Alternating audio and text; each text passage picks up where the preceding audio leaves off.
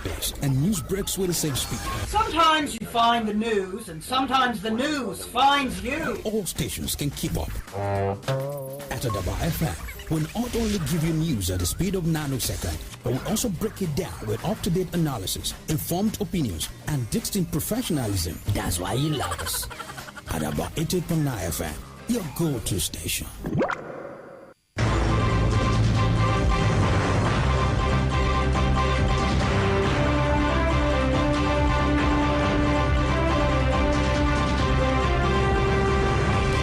Good afternoon. Here is Adaba News at 3, and I am Monique Ola Ogidon in the news. President Tinubu flags off 2024 Christian pilgrimage to Israel and Jordan. States take tough measures to forestall stampede incidents. Ipman reduces pump price to 935 naira per litre. This is the news. President Bola Tinubu has officially launched the 2024 main Christian pilgrimage to Israel and Jordan. The airlift of pilgrims was flagged off on Sunday at Alausa Ikeja, Lagos State. Tinubu was represented by Secretary to the Government of the Federation, George Akume, urged pilgrims to view their journey as an opportunity to strengthen their faith in God. He noted that the theme of the 2024 pilgrimage of renewed hope for total restoration, aligns with the vision and agenda of his administration. The president cautioned pilgrims against absconding while in the Holy Land, stressing that there is no better place than home. He also encouraged them to pray for Lagos State and Nigeria at large. President Bola Tinubu's proposed 50% interstate transport fare price slash is now expected to commence on December 24. The transport fare price slash by the federal government is initially planned to commence on, or was initially planned to commence on December 20, 2024. Director of Press and Public Relations, Federal Ministry of Transportation, Olujimi Oyetomi, said the gesture is part of a broader effort of the president to provide transportation palliatives for Nigerians celebrating the Christmas and New Year.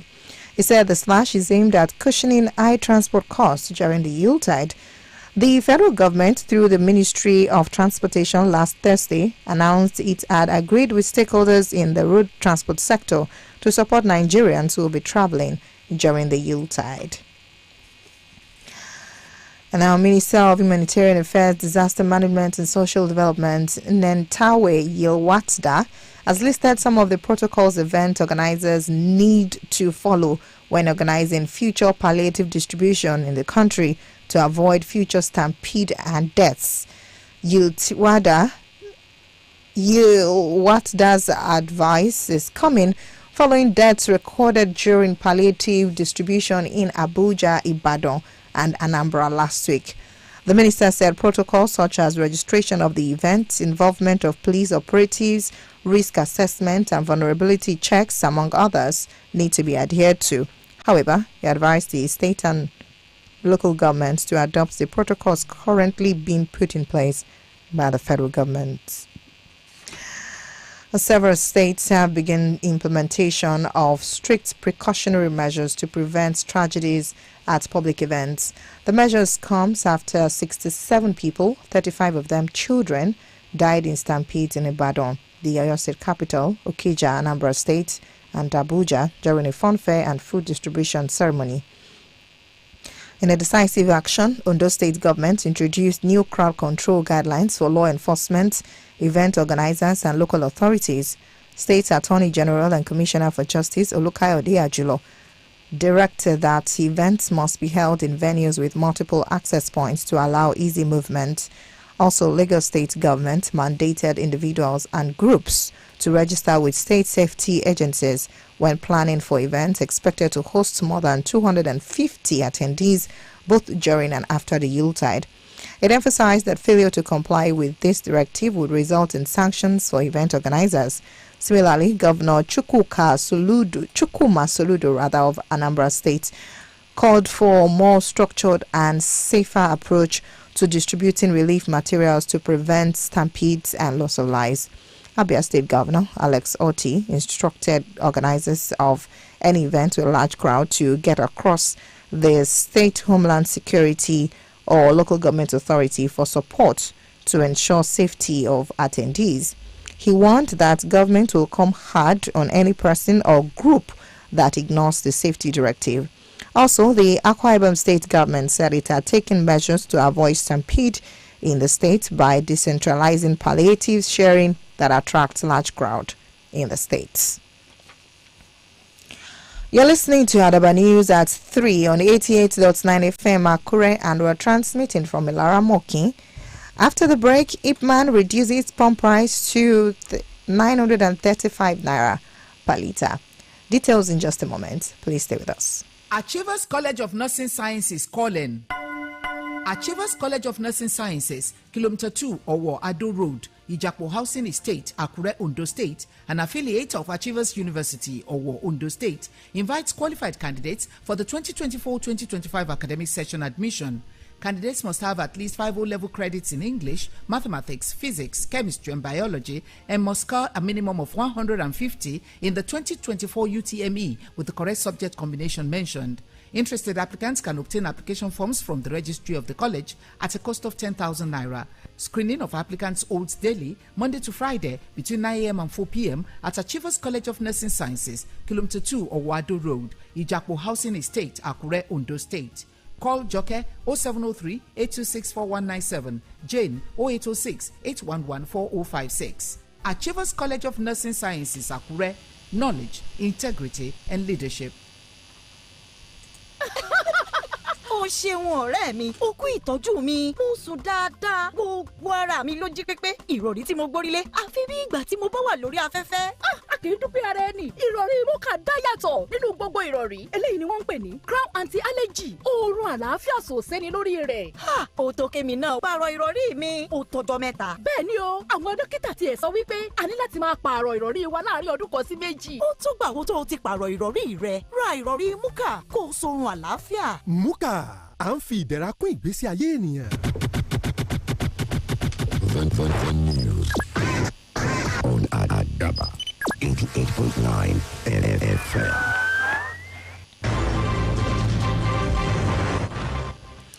Many thanks for staying tuned. For news update and live streaming, please visit our website www.adaba889.fm or download Adaba FM app on Google Play Store. You can be part of us on our social media platforms www.facebook.com/Adaba FM 88.9 on Facebook, at Adaba 889 FM on Instagram, as well as on X and Adaba FM TV on YouTube. You can provide us information via email, newsroom@adaba889.fm. And now to the rest of the news. The Nigeria Center for Disease Control and Prevention has recorded 1,154 confirmed cases of Lassa fever out of the 9,492 suspected cases and 190 deaths so far in year 2024. In Abuja, an NCDC Director General Jide Idris stated that the case fatality rate has consistently remained high at over 13%, as there is a rise in the number of suspected cases compared to a similar timeline in 2023. He said most cases emerge from endemic areas like Bauchi, Ondo, Edo, Taraba, Ebonyi, and Enugu. Idris disclosed Emergency Operations Center has been